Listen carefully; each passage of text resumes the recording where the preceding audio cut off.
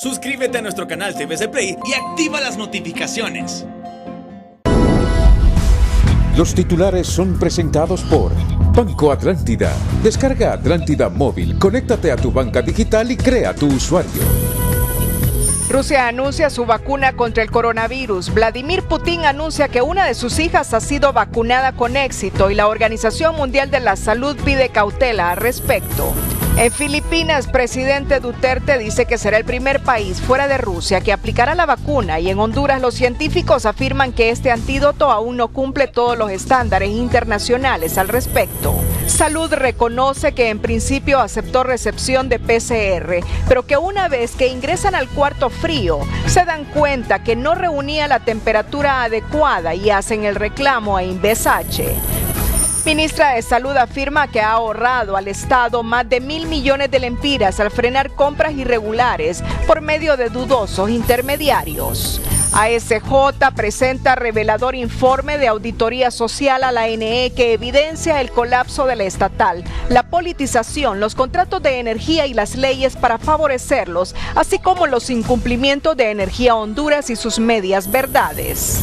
Este martes se reanudaron los vuelos nacionales y llega a Tegucigalpa el primer vuelo comercial internacional procedente de Estados Unidos. Un graffiti que se pregunta ¿dónde está el dinero? Se vuelve dolor de cabeza al no poder ser borrado de uno de los desniveles del Boulevard Suyapa. Le echaron aceite quemado, se deslizaron las motocicletas y la frase parece imborrable. Autoridades del tórax informan que la salud del comisionado Cordero de Copeco es delicada debido a una cardiopatía que padece. Secretario General de la OEA, Luis Almagro, confirma participación de esa organización como observador electoral de los comicios del 2021 en Honduras. Salvador Nasralla encabezó una caravana para exigir a las autoridades del Consejo Nacional Electoral la inscripción de su partido político. Joe Biden elige a la senadora Kamala Harris como compañera de fórmula, una mulata que encierra migración, mestizaje, multiculturalidad e inteligencia. En tanto, México se estremece ante denuncias de conexión de Peña Nieto y Videgaray en caso Odebrecht. Los titulares fueron presentados por Banco Atlántida. Descarga Atlántida Móvil, conéctate a tu banca digital y crea tu usuario. Este es su noticiero TN5 Estelar con Renato Álvarez y Cristina Rodríguez.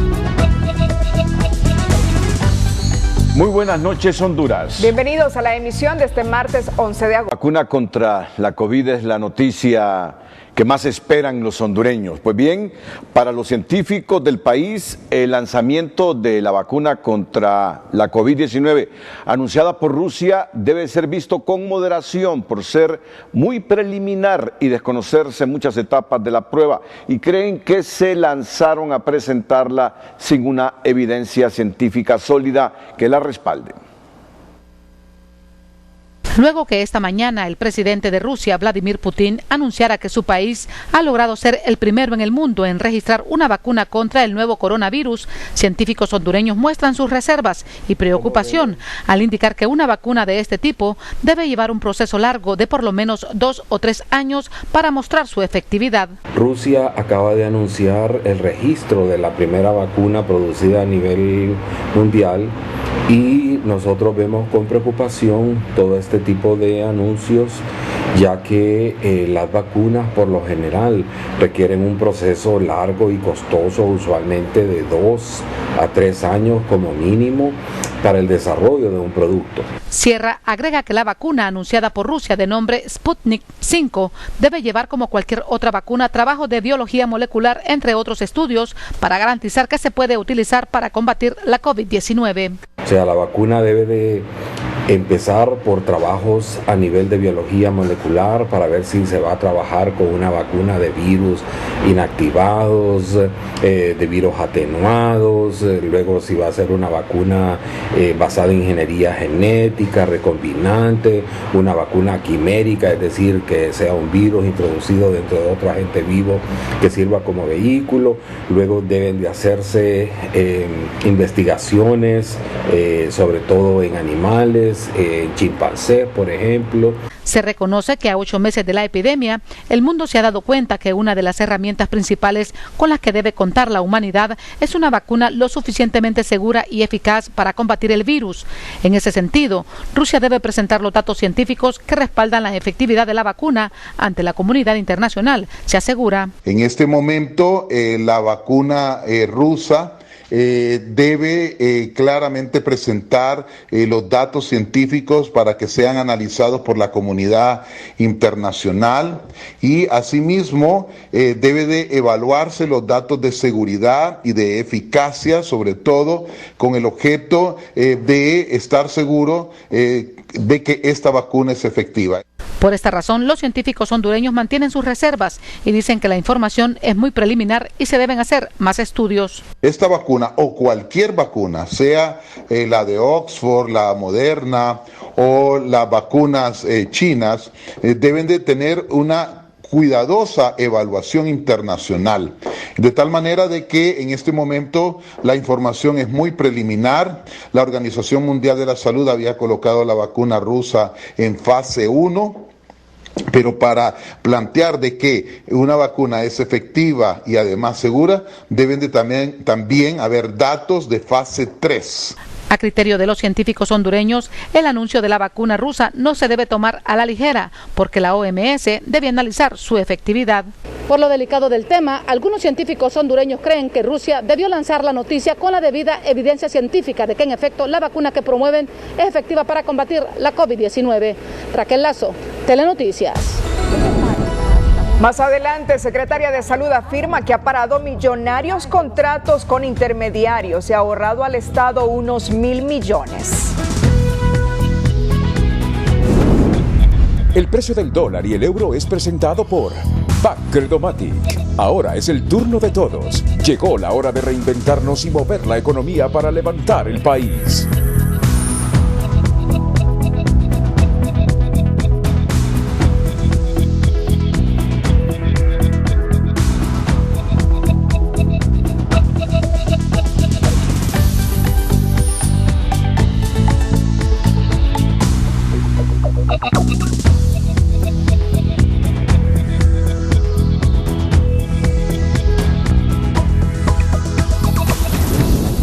El precio del dólar y el euro fue presentado por Credomatic. Es nuestro turno de ofrecerte las herramientas digitales y soluciones integrales que necesitas. Esta mujer me está...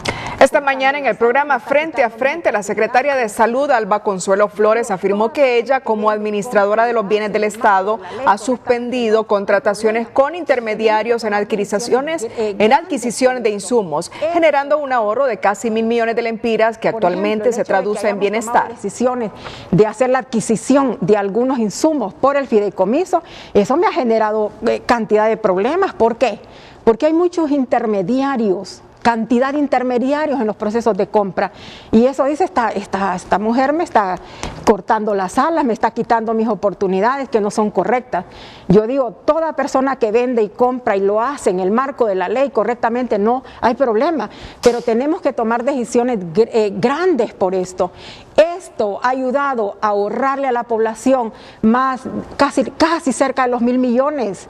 Aunque ustedes, mucha gente me critica que porque no es médico, pero le he ahorrado ese dinero y se lo he traducido en un bienestar. A su vez, afirmó que las compras se continuarán realizando a través del Fideicomiso de Banco de Occidente con el procedimiento de acuerdo a la normativa establecida para que el uso de los recursos sea transparente. Según Inversión Estratégica de Honduras, Invesa H, en su acta de recepción correspondiente a las 100.000 pruebas PCR dañadas, el representante asignado por la Secretaría de Salud, Engels Illich Vanegas Ramírez, se mostró conforme con el producto entregado, la cantidad y especificaciones técnicas establecidas. Al respecto, la ministra de Salud, Alba Consuelo Flores, afirma que es hasta que trasladan estas pruebas al cuarto frío que se enteran que no venían con la temperatura adecuada. Ese es ese día. Ese día sí ya. Donde ya está el equipo de técnico de la Secretaría de Salud y les dice, estas pruebas no vienen con la temperatura ambiente que requiere la norma ya establecida. Es la Secretaría de Salud la que dice eso porque es el personal especializado, ¿verdad? Y ahí se les dice, ahí es donde se toma la decisión y no se pueden tocar esas pruebas porque tampoco vienen los kits de extracción que se requieren. O sea, ahí no son pruebas, hay que aclarar esto, es un primer, es un complemento para poder hacer una prueba. La ministra en el despacho de salud expresa que en ese instante se le notificó a Invesache que se había dañado la cadena de frío y que las pruebas no venían completas. En respuesta, las autoridades de Inves aseguraron que harían el reclamo respectivo. La doctora en Economía, Xiomara Roxana Rivera, empleada de la Gerencia Administrativa de la Secretaría de Salud, es la 7ª persona que declara ante la Fiscalía Especial para la Transparencia y Combate a la Corrupción Pública y Agencia Técnica de Investigación Criminal por la compra millonaria de mascarillas por parte de Inversión Estratégica de Honduras, Invesache. Según la investigación, fue la doctora Rivera quien presuntamente intermedió y recomendó para que la empresa GIT pudiera cotizar y efectuar la venta de mascarillas al Estado a través de Invesache.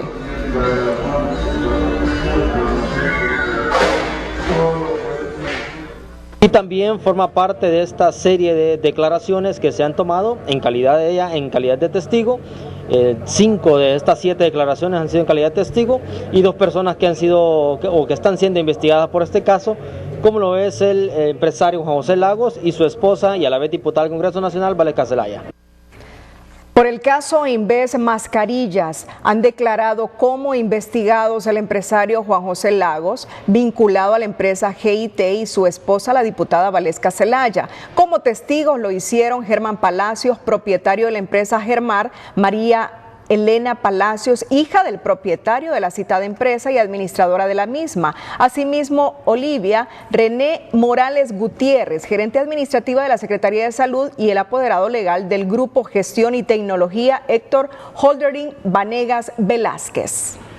El éxito inicial de Inversiones Estratégicas de Honduras se debió al manejo de recursos de la cuenta del milenio bajo la auditoría de los Estados Unidos, que obligó a Marco Bográn a cumplir con los estándares de transparencia requeridos. Pero una vez que la politización entró a ese organismo en tiempos de pandemia, la historia ha sido otra, y hoy Inves no es un símbolo de transparencia, sino de oscuridad e irregularidades, según los analistas. Nuevamente con el 100% en transparencia. Era el titular del portal de transparencia de Inves Honduras en el 2018, cuando el Instituto de Acceso a la Información Pública le otorgó un reconocimiento por publicar toda la información de los montos invertidos en las obras en el segundo compacto de $15.6 millones de la Corporación Cuenta del Milenio de los Estados Unidos. 2 años después la historia es diferente y Marco Bográn, quien manejó Inves y también la cuenta del milenio, es investigado por supuestos actos de corrupción. Telenoticias le consultó a este analista por qué en tan poco tiempo un funcionario puede revertir su imagen y del reconocimiento internacional pasar al desprecio nacional. La primera gestión de Inves fue objeto de mucho reconocimiento y distinción. En esta época, recuerde que los asociados y los fondos eran organismos internacionales y países cooperantes. Cuando desaparece la participación de estos países y de estos organismos internacionales y el control lo asume la autoridad política hondureña, lo que se genera son 16 líneas de investigación por parte del Ministerio Público para identificar si existieron delitos y quiénes son sus responsables. La supuesta compra sobrevalorada de los 7 hospitales móviles que efectuó Bográn se hizo con recursos del país y según este diputado, aquí puede estar la diferencia en el comportamiento del exfuncionario. Se salta un montón de pasos en el proceso de contratación, en la ley de contratación del Estado, por ejemplo, que la ley que la emergencia lo permite. En ese sentido, pues ellos vieron una oportunidad para poder saquear los fondos, para poderse enriquecer, para poderlos depositar en cuentas privadas y poder hacer negocios con sus amigos a nivel nacional y a nivel extranjero y poder desviar estos fondos incluso para campañas políticas. Para el economista Claudio Salgado, en estos actos deleznables de la pandemia reinó la confianza en el personaje denunciado, que primaría la impunidad, distinto a la presión y monitoreo que los estadounidenses mantenían con sus recursos donados a Honduras. Cualquier organismo que esté adscrito al gobierno de los Estados Unidos, como la AID o cualquier otra ONG que trabaje con ellos, tiene que rendirle cuentas al Departamento del Tesoro en qué se está gastando los impuestos del pueblo norteamericano.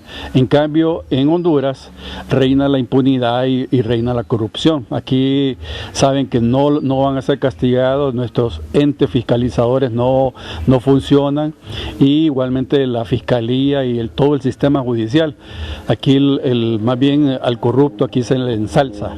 Para Silvio Larios, quien trabajó en los proyectos de la Cuenta del Milenio junto a Inves, la falta de rigidez en la aplicación de las normas en Honduras hizo que en las compras de emergencia se saltaran algunos pasos.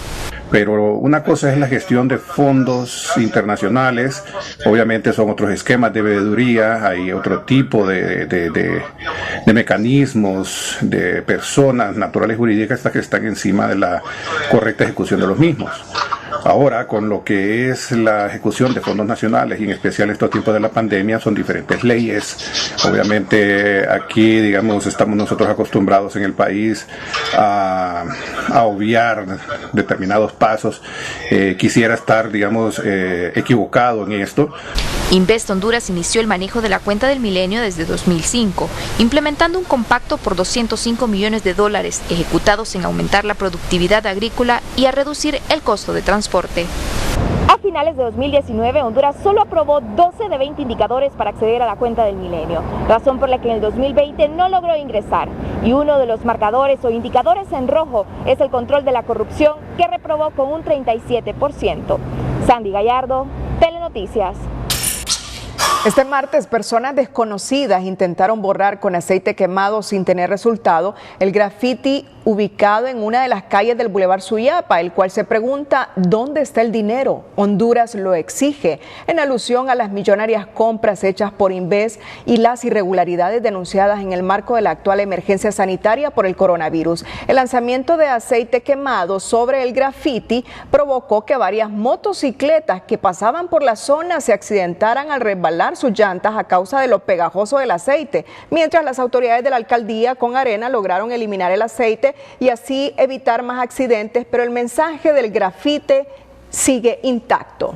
Un grafiti colocado a lo largo de uno de los desniveles del Boulevard Suyapa se ha convertido en una muestra representativa de la indignación ciudadana contra la corrupción. Y según los analistas, el mensaje es claro hacia los tomadores de decisión y los operadores de justicia para que exista en el país una lucha fuerte contra la corrupción y la impunidad.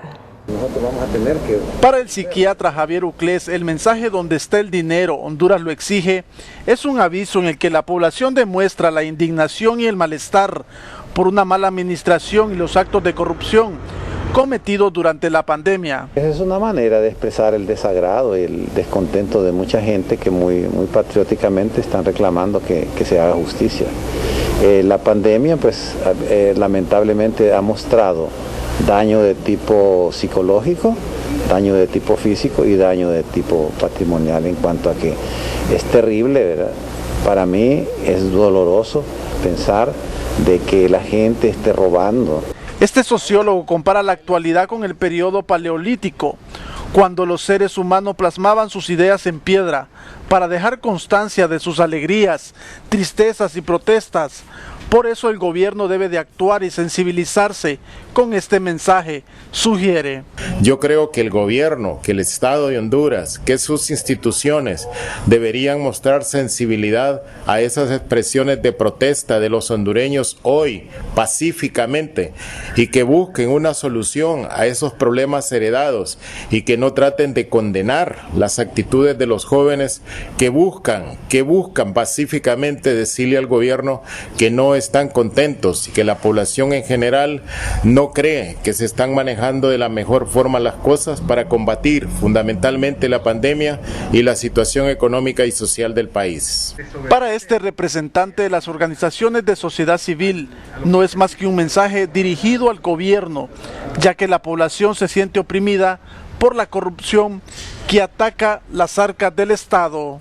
Gran parte de la ciudadanía se siente oprimida por la corrupción. Es una manera de desobedecer al status quo, al oficialismo, al gobierno, ¿no? En ese sentido también hay que entenderlo que no solamente es un mensaje dirigido al gobierno o... Cuando entró la cadena de televisión y radio difundíamos la noticia referente al grafiti colocado a lo largo de uno de los desniveles del Boulevard Suyapa, que se ha convertido en una muestra representativa de la indignación ciudadana contra la corrupción y que según los analistas el mensaje es claro hacia los tomadores de decisión y los operadores de justicia para que exista en el país una lucha fuerte contra la corrupción y la impunidad. Justamente se interrumpió cuando Lester Ramírez de ASJ opinaba sobre ese mensaje. Gran parte de la ciudadanía se siente oprimida por la corrupción. Es una manera de desobedecer al status quo, al oficialismo, al gobierno, ¿no? En ese sentido también hay que entenderlo que no solamente es un mensaje dirigido al gobierno o a aquellos sectores que buscan y han buscado por varios años extraer recursos públicos para beneficio privado, sino que es un mensaje también para la ciudadanía. Nos está diciendo de que tenemos que alzar la voz, tenemos que seguir demandando cambios, tenemos que exigir justicia, tenemos que ser intolerantes a la corrupción. El mensaje fue escrito por el Consejo Nacional Anticorrupción y encontró aceptación en gran parte de la sociedad. Los entrevistados coinciden que esto es una forma de protesta pacífica por parte de los hondureños para dar a demostrar esa inconformidad por las malas acciones durante la pandemia. José Andino, Telenoticias.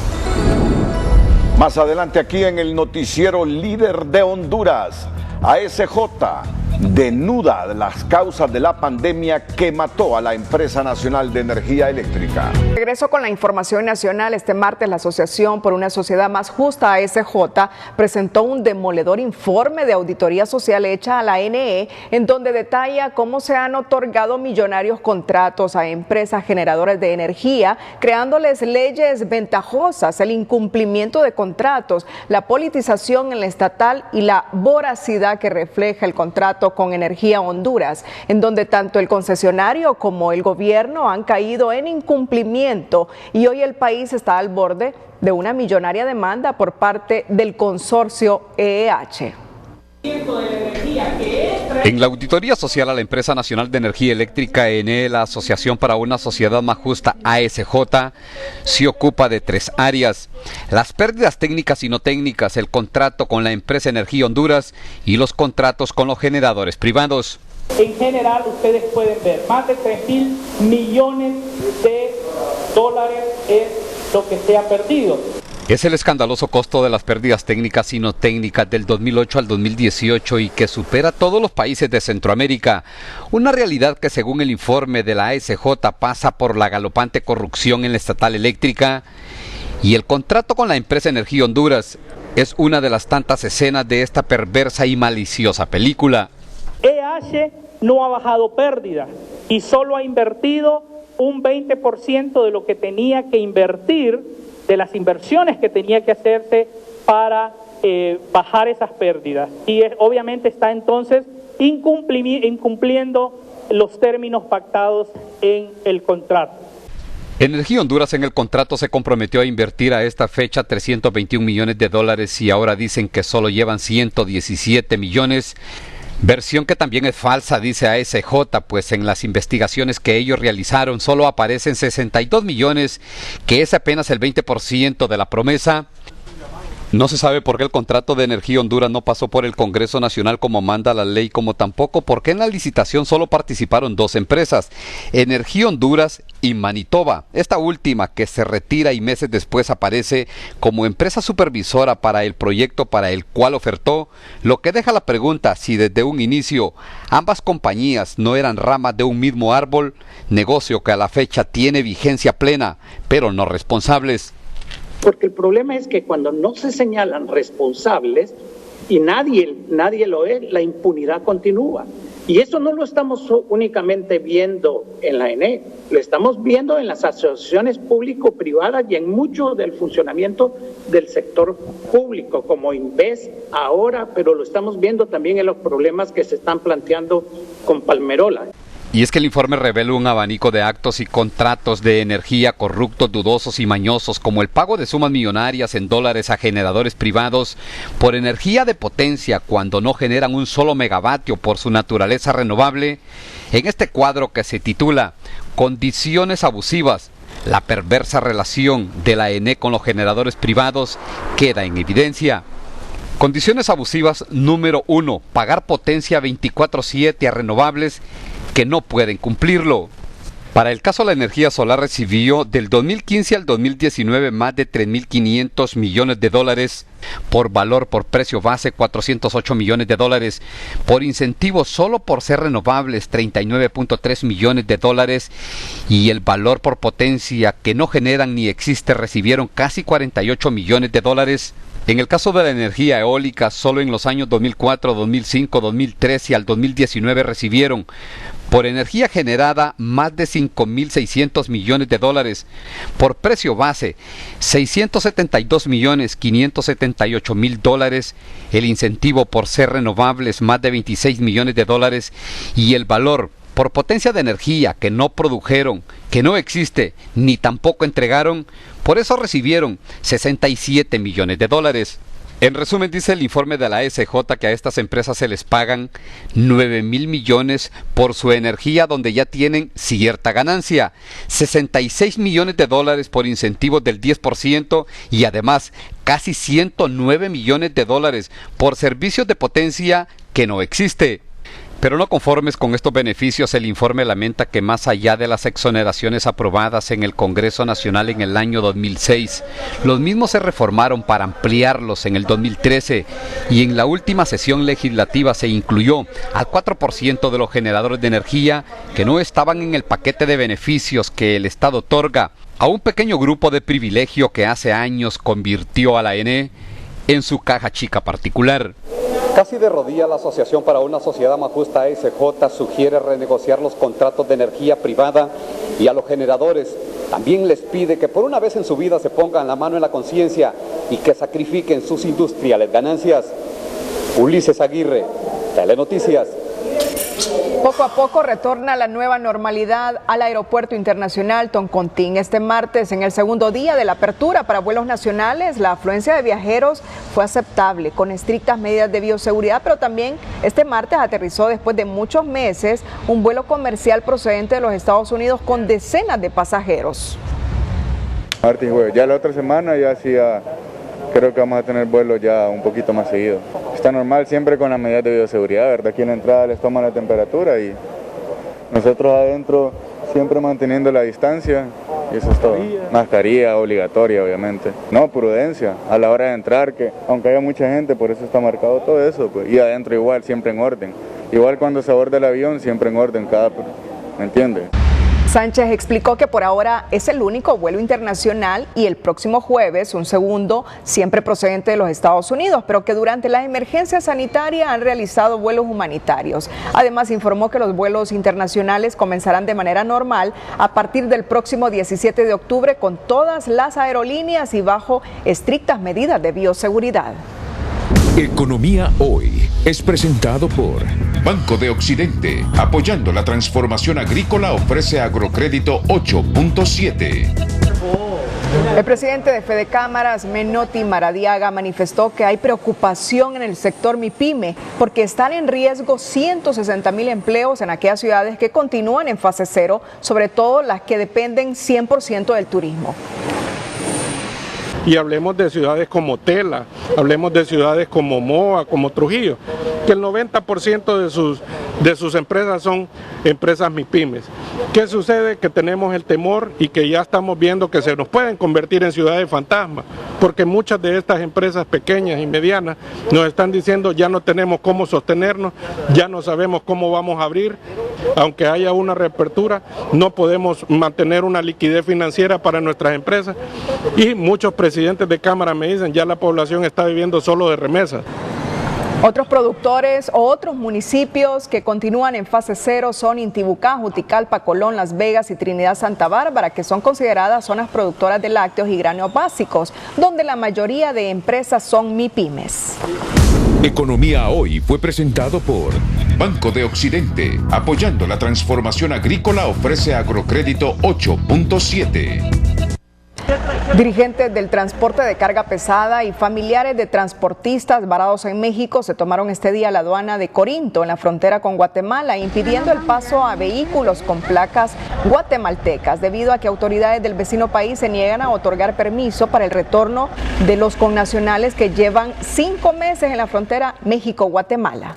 Desde que empezó la pandemia, hace 5 meses, otros 4 meses, 3 meses, tenemos alrededor de 75 compatriotas hondureños, y de ahí vinieron.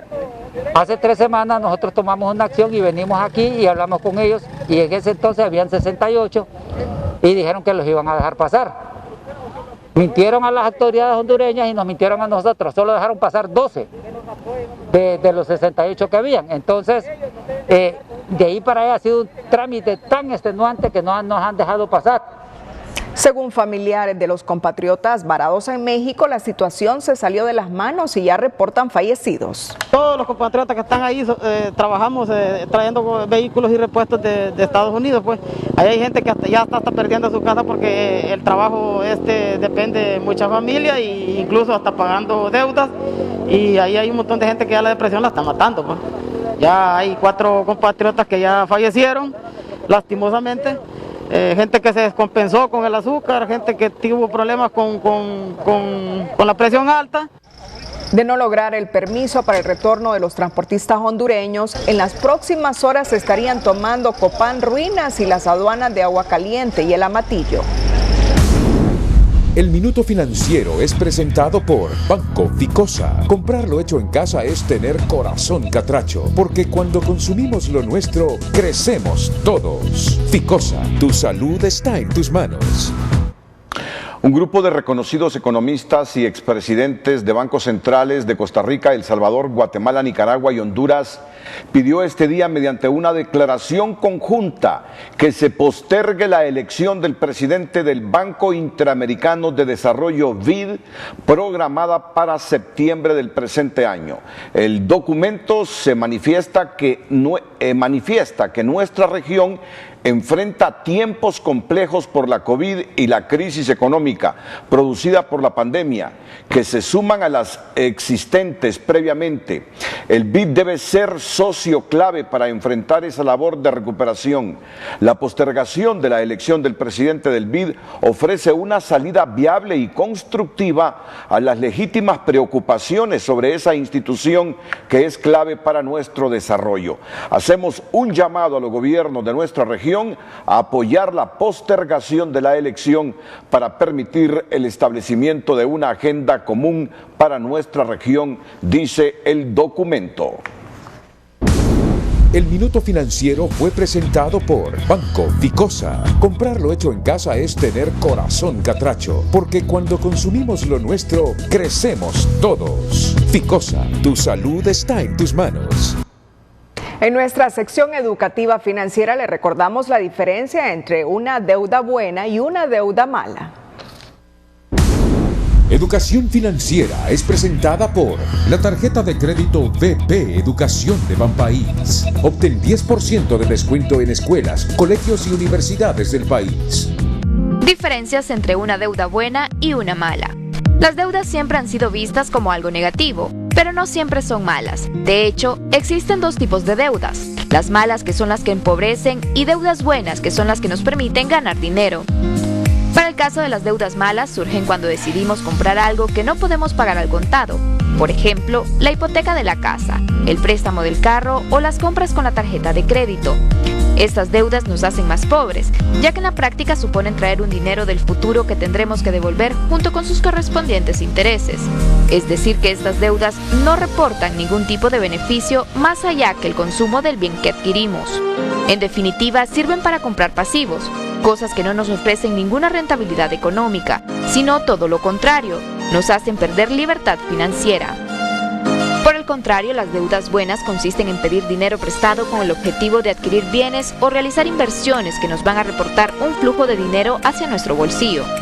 Con las deudas buenas se compran activos que nos reportan una rentabilidad, por lo que son útiles para aumentar nuestra riqueza. Las deudas buenas también conllevan el pago de unos intereses y comisiones. Sin embargo, la rentabilidad que obtenemos gracias a ella es superior a sus costes derivados.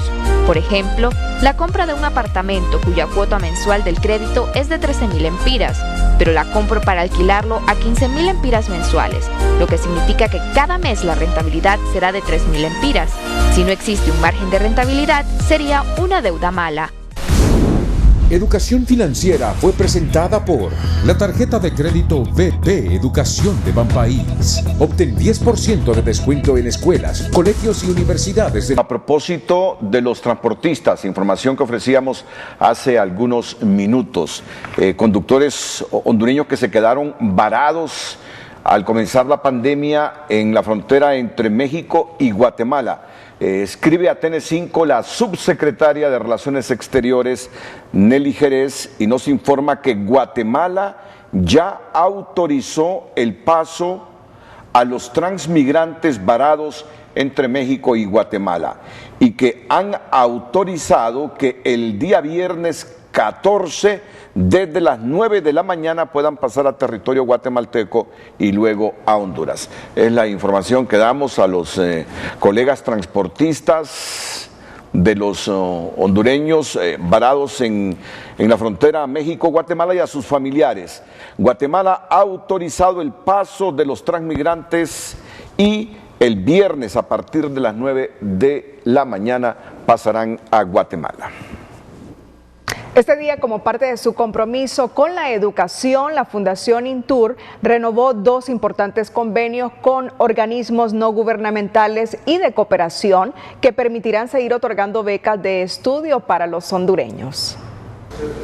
La empresa Intur continúa haciendo aportes muy positivos a la educación del pueblo hondureño, renovando 2 importantes convenios con organizaciones no gubernamentales de gran prestigio. Uno de estos acuerdos se firmó con Visión Mundial Honduras, que permitirá entregar 44 becas de estudio con un costo de 579.000 empiras, de los cuales el 30% será aportado por Visión Mundial y el resto por el Instituto Intur, distribuidas de la siguiente manera: 32 para Tegucigalpa y 12 para San Pedro Sula. A través de estas becas, los jóvenes van a tener la oportunidad de concluir su educación media, pero al mismo tiempo adquirir un set de habilidades blandas y conocimientos técnicos que no solo les van a permitir concluir con la educación que nuestro gobierno, nuestro Estado demanda, sino que además de salir con esas habilidades ya listos para comenzar con un negocio o ya listos para poderse incorporar al mercado laboral. El segundo convenio es con la Fundación Nacional para el Desarrollo de Honduras a través de su proyecto Génesis, que es financiado por la Agencia de Estados Unidos para el Desarrollo Internacional, otorgándose 18 becas distribuidas entre la capital y la zona norte. Y eso abarca beneficios dentro del Grupo Intur, pero también dentro del Instituto Intur. Con el Instituto Intur se ha trabajado por los últimos 3 años en becas para que jóvenes de escasos recursos que viven en comunidades altamente vulnerables, donde el proyecto Génesis de FUNAD y de USAID trabaja, puedan acceder a educación de calidad dentro de las instalaciones del Instituto Intur en Tegucigalpa y en San Pedro Sula. El objetivo es fortalecer los programas y para la Fundación Intur y el Instituto Intur es importante seguir colaborando con estas organizaciones y en la educación de los jóvenes. Estamos dando oportunidades de estudio. Muchos de estos jóvenes viven en zonas de alto riesgo, jóvenes que de repente no tienen la oportunidad de una educación privada. A través del Instituto Intur, pues nosotros brindamos eso. Hasta la fecha, la Fundación Intur ha otorgado más de 5.000 becas de educación media y ha graduado a más de 1.385 alumnos de bachillerato. Los jueces del Tribunal de Sentencia con competencia territorial nacional en materia penal, José Anaín Orellana Espinosa, Jocelyn Mari Donaire Fernández, Wendy Carolina Escobar y Walter Antonio Lara, presentaron este martes ante los magistrados de la Corte Suprema de Justicia un escrito en el que solicitan analizar y resolver el conflicto de competencia surgido tras ser nombrados por la Corte de Apelaciones en materia de corrupción para conocer el juicio del caso Caja Chica de la Dama incoado contra la ex primera dama Roselena Bonilla Ávila y su ex secretario privado Saúl Fernando Escobar Puerto, designación que a juicio de los citados jueces invade la competencia de la Corte Suprema de Justicia. En su momento, la Sala Penal dictó sentencia de casación ordenando que se celebre un nuevo juicio en el caso Caja Chica con jueces distintos a los que participaron en el juicio y la sentencia a 58 años de prisión que se anula por haber prosperado el recurso de casación. El mensaje del subsecretario de Estado de Estados Unidos para Asuntos Hemisféricos, Michael Kozak, cuestionando el sobreseimiento otorgado a 22 imputados en el caso Pandora en respaldo a las decisiones que tomara el Ministerio Público, si bien es una bocanada de aliento para sus autoridades, también lleva implícito el mensaje de actuar con más diligencia y elevar el nivel de lucha anticorrupción más allá de los mensajes de las redes sociales, afirman expertos juristas. Juristas hondureños tildan de doble moral el mensaje escrito por el subsecretario de Estado Michael Kozak, felicitando al fiscal general Oscar Fernando Chinchilla Vanegas por la apelación que anunció para revertir el sobreseimiento definitivo para 22 imputados por el caso Pandora. Es una actitud más que todo diplomática, es un tuit de conveniencia, porque no debemos olvidar que este caso de Pandora lo promovió justamente la MASI como FESIC. Y estos señores del Departamento de Estado aprobaron tácitamente la expulsión de la MASI. Así es que me parece que es una doble moral. Kozak escribió en su cuenta de Twitter que el caso Pandora es un caso emblemático de corrupción y aplaudió la advertencia del fiscal Chinchilla Vanegas, que anotó a su vez que el caso no quedará impune.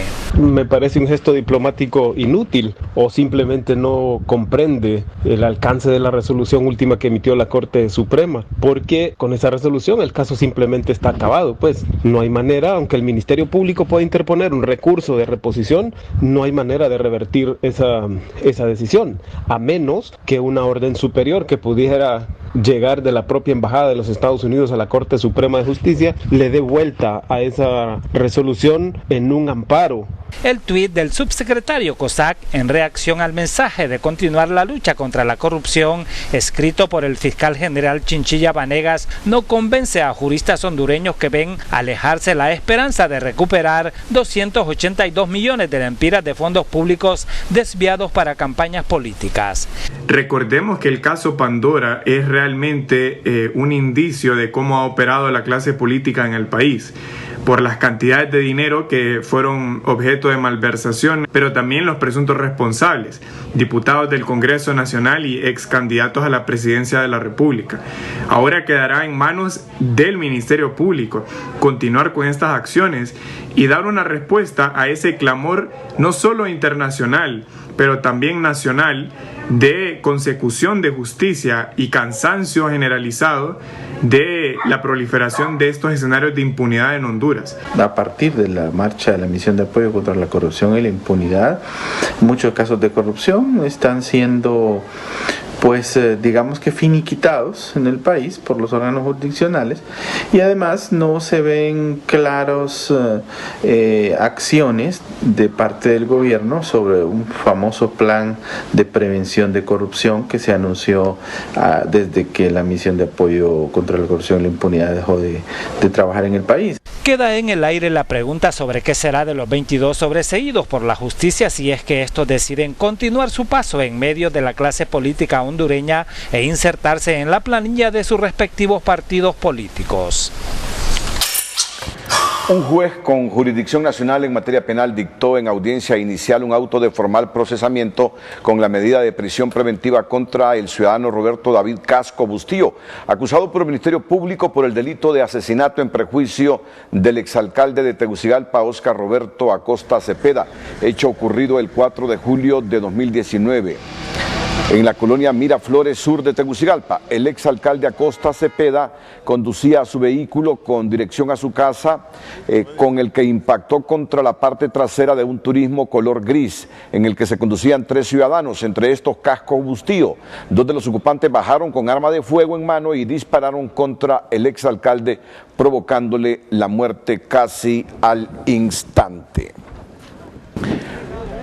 Bueno, ha emitido un comunicado el Colegio Médico en relación al problema suscitado con el doctor Marco Eliud Girón Portillo. Dice el Colegio Médico de Honduras, o ha pedido el Colegio Médico de Honduras a través de un comunicado al Comisionado Nacional de los Derechos Humanos y a la Fiscalía Especial de Derechos Humanos velar por el cumplimiento de los derechos humanos del doctor Girón Portillo, que se investigue y que se ejecuten acciones penales contra las autoridades que contravinieron su mandato al detener ilegalmente y agredir de manera física al doctor Girón Portillo, Marco Eliud Girón Portillo. El Colegio Médico también condena la detención ilegal y el uso desproporcionado de la fuerza que ha sido objeto el galeno. Ayer Eliud Girón Portillo fue detenido en un sector del anillo periférico por agentes de la Dirección Nacional de Vialidad y Transporte por supuestamente amenazar con un arma a una pareja que también circulaba por el lugar. Vamos a una nueva pausa comercial. Cuando regresemos con el noticiero líder. Almagro confirma que la OEA observará los comicios electorales del próximo año en Honduras. Antes, en nuestra nota positiva, la escultura maya que talla el artista hondureño Alejandro Espinosa empieza a mostrar la majestuosidad de esta cultura, acompañado de paisajes de diversos puntos del país como muestra de la diversidad e identidad cultural. La noticia positiva es presentada por Tigo. ¡Qué buena señal con la super recarga! Con gigas de internet para estar conectado desde 25 lempiras, todo incluido. Tigo, en todo lo que te mueve. 5 meses han transcurrido desde que este escultor hondureño, en medio de tanto dolor y tristeza por la pandemia, decidió sacar su cincel y martillo para esculpir con sus propias manos los paisajes de la época colonial. No es esfuerzo, yo lo hago y lo hago con amor, pues porque me gusta. Entonces es que no lo siento como pesado, no lo siento cansado. Si es por cómo me puedo sustentar, pues Dios me provee todos los días. Siempre hay gente que pasa y me apoya con algo, independientemente de lo que sea, el aplauso del público ahí está conmigo. Este artista también ha tallado otros diseños inspirados en imágenes mayas y ahora su sueño es realizarlo en todo el país para aprovechar ese talento innato. Yo quiero continuar haciendo esto en todo el país. Si me permitieran ser embajador de la cultura con esto, con mucho gusto, porque como le digo, el objetivo no es solamente hacer uno, el objetivo no es solo salir, decir aquí estoy y volverme a perder, no. El objetivo es que si yo puedo hacer esto, que lo tomen así, exploten el talento. Espinosa explicó que las autoridades de la alcaldía del Distrito Central ya le dieron la oportunidad de continuar con sus obras, pero todavía no le garantizan empleo. De la alcaldía lo que me dijeron es que me dan la oportunidad de continuar, o sea, puedo hacer más después de este. Puedo estar aquí cerca del aeropuerto y tomar unas 3, 4 piezas más. La oportunidad. Me dan la oportunidad de continuar. La obra se encuentra en un 80% y Espinosa se ha vuelto muy querido por los capitalinos que pasan por el Boulevard Comunidad Económica Europea y observan la hermosa escultura. José Andino, Telenoticias. La noticia positiva fue presentada por Tigo. ¡Qué buena señal con la super recarga! Con gigas de internet para estar conectado desde 25 lempiras, todo incluido. Tigo, en todo lo que te mueve. Bueno, para tranquilidad de los pasajeros que tienen pensado ya tomar vuelos a partir de la próxima semana, ahora que ya han habilitado los aeropuertos hondureños. Comenzaron esta semana con vuelos nacionales, ya a partir del próximo lunes, 17 de agosto, están habilitados los aeropuertos para los vuelos internacionales. No es en octubre, no es en septiembre, es ya la próxima semana, lunes 17 de agosto, usted ya puede agendar vuelos internacionales en los aeropuertos hondureños. En otra información, en una reunión sostenida este día en la sede de la Organización de Estados Americanos en Washington, el canciller de la República, Lisandro Rosales, invitó a la OEA a observar el proceso electoral del próximo año. Así lo confirmó el titular de ese organismo internacional, Luis Almagro, a través de su cuenta de Twitter. Almagro escribió: recibí al canciller de Honduras, Lisandro Rosales, quien invitó a la OEA a observar el proceso electoral de 2021 en el país. Minutos antes de este tuit, el canciller Rosales ya había confirmado esta información al postear en su cuenta de red social lo siguiente: esta mañana en reunión con Almagro hablamos del apoyo a programas de desarrollo en tiempos de pandemia, los desafíos en la educación, el respaldo al fortalecimiento de la democracia y la necesidad de las misiones de observadores en el próximo proceso electoral en el país. Con caravana de vehículos se manifestó Salvador Nasralla para presionar a las autoridades del Consejo Nacional Electoral para que inscriban su partido político. Según Nasralla, con el actual procedimiento se les entregará el Partido Salvador de Honduras en el mes de noviembre y no antes del llamado a elecciones primarias este 13 de septiembre. La ley dice que el 6 de septiembre termina un plazo que ellos empezaron a correr el 6 de julio. Pero esa fue una malintención de ellos, porque el plazo tendría que correr en marzo, el 15 de marzo, que era cuando tenían que exhibirlos, y hubiera terminado en mayo. Pero ellos lo pusieron a correr en julio porque saben que el 6 de septiembre al 12 de septiembre solo hay 5 días.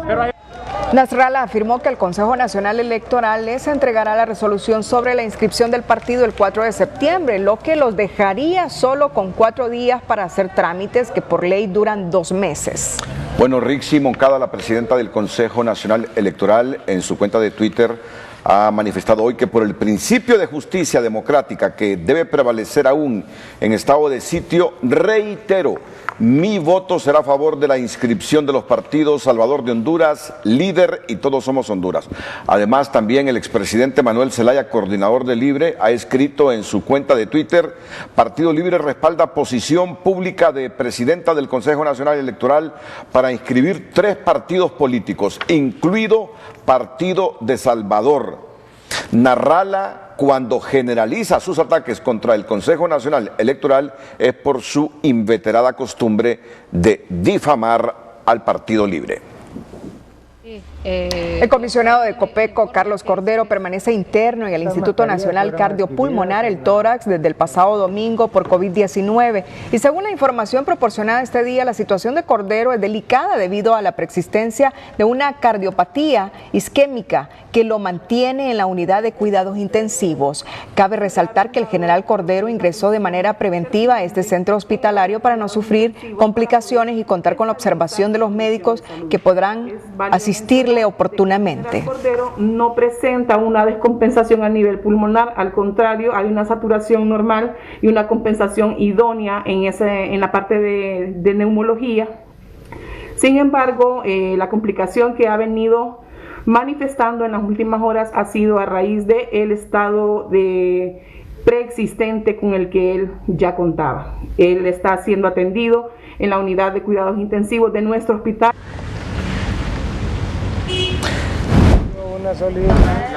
Representantes del gremio médico de la zona norte confirmaron que hay 7 galenos en estado delicado a causa del coronavirus, 2 de estos en cuidados intensivos, y que este día se trasladaron vía aérea 2 más de Roatán a Tegucigalpa. Con esto vamos a sumar ya casi 10 médicos en estado delicado. Están estables, tenemos uno en una unidad de cuidado intensivo en un hospital privado de Tegucigalpa que se encuentra intubado, y estamos pidiéndole a Dios pues y a ustedes, pueblo hondureño, que nos ayuden con sus oraciones para que este colega especialista que está intubado pueda lograr ganar la batalla contra el COVID. En cuanto al tema de las vacunas contra el COVID-19, en especial la rusa, el galeno manifestó que tienen su reserva ya que fue fabricada en tiempo récord y el gobierno ruso no ha dicho la tecnología ni los protocolos usados en la misma. Los hospitales públicos de la capital reportaron este martes 5 fallecimientos por el COVID-19. 4 de ellos se registraron en el Hospital de Especialidades La Granja del Seguro Social, mientras la otra muerte por la COVID se registró en el Hospital Escuela, que además tiene 100 pacientes hospitalizados con la enfermedad, 5 en cuidados intensivos y 6 altas médicas. Por su parte, el San Felipe y el Tórax no reportaron fallecimientos en las últimas horas. El primero con 78 cupos disponibles en las salas COVID y el Tórax con 102 cupos.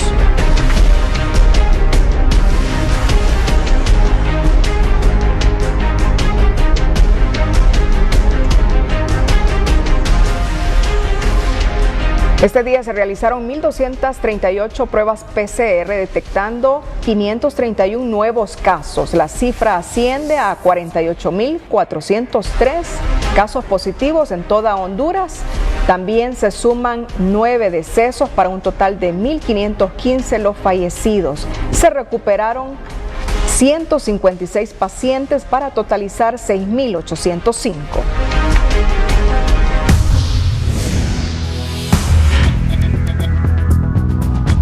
Hola, ¿qué tal? Feliz noche para todos. Estamos cerrando esta jornada de martes con el seguimiento a estos fenómenos tropicales, ciclones que están rotando en el Pacífico y en el Atlántico, y este es el caso de Élida, que tiene esta noche vientos de 155 kilómetros por hora. Afortunadamente para México, el fenómeno se está moviendo sobre el Pacífico, apenas algunas bandas han alcanzado la costa, mientras en el Atlántico se ha formado la depresión número 11 de la temporada. Este fenómeno va a convertirse en tormenta tropical, sin embargo, las posibilidades de que llegue a huracán son un poco más remotas porque en altura los vientos no le van a favorecer cuando llegue a las Antillas Mayores. En el Pacífico está la formación muy cerca de Centroamérica también de otro sistema de baja presión, un disturbio intenso que tiene posibilidades de desarrollo tropical. Las temperaturas están altas en el territorio hondureño, pero aún más altas están desde México, el Caribe, hacia la parte alta.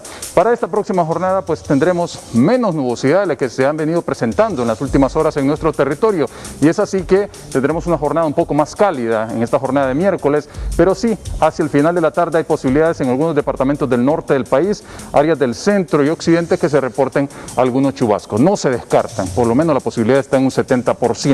Y cierro con esta información. Detectan un terremoto boomerang bajo el océano Atlántico. Es la primera vez que se observa este tipo de terremoto, ya que hasta ahora solo existían teorías sobre los mismos, y fue detectado justamente cerca del Ecuador, a unos 900 kilómetros por debajo del Atlántico. ¿Qué les parece? Cuídense mucho, siempre les queremos como televidentes y no como noticias. Que duerman muy bien.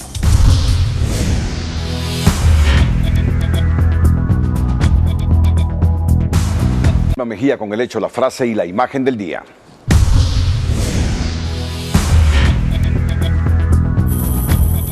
Rusia se convierte en el primer país del mundo que anuncia su vacuna contra el COVID-19 en medio de una cautela mundial encabezada por la OMS. Escuche cuánto se ha perdido en la ENEL, según la ASJ. En general, ustedes pueden ver, más de 3.000 millones de dólares es lo que se ha perdido. Un grafiti a lo largo de uno de los desniveles del Boulevard Suyapa se ha viralizado en Honduras y en un intento por borrarlo con aceite quemado provocó accidentes en motocicletas. La alcaldía esparció arena, pero la expresión ¿dónde está el dinero? El pueblo lo exige sigue imborrable y es, según los analistas, un catalizador de la indignación frente a la corrupción.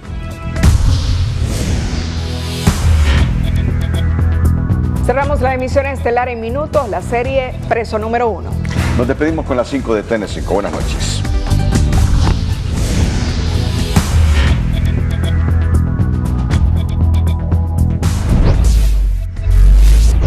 El presidente filipino Duterte dice que su país será el primero fuera de Rusia que aplicará la vacuna, y en Honduras los científicos afirman que la vacuna rusa aún no cumple con todos los estándares internacionales al respecto. Ministra de Salud afirma que ha ahorrado al Estado más de 1.000 millones de lempiras al frenar compras irregulares por medio de dudosos intermediarios. Autoridades del Hospital del Tórax informan que la salud del comisionado de Copeco, Carlos Cordero, es delicado debido a una cardiopatía que padece. secretario general de la OEA, Luis Almagro, confirma participación de esa organización como observador electoral de los comicios del 2021 en Honduras. Salvador Narrala encabezó una caravana vehicular para exigir a las autoridades del Consejo Nacional Electoral la inscripción de su partido político.